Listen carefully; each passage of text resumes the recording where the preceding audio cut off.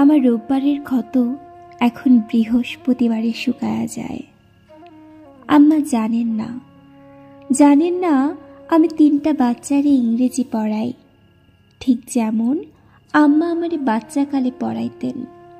10 টাকা মানে 10 টাকা, হাতের আঙুলে যোগ বিয়োগ আর 3-এর ঘরে নামতা। আব্বার 1 সেন্টিমিটারের অবাধ্য হইতে না পারা আমার চুল এখন 9 সেন্টিমিটার লম্বা। আব্বা জানেন না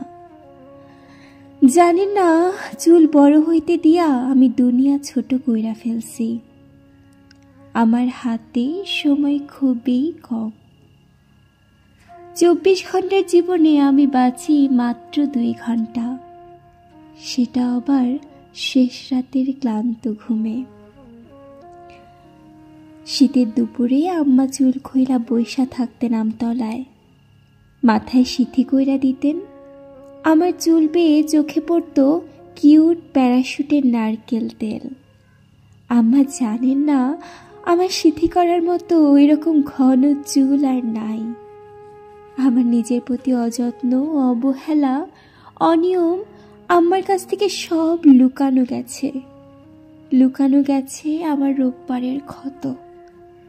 শুধু লুকানো যায় নাই আত্মার মধ্যে গেড়ে ওঠা আম্মার শূন্যতা।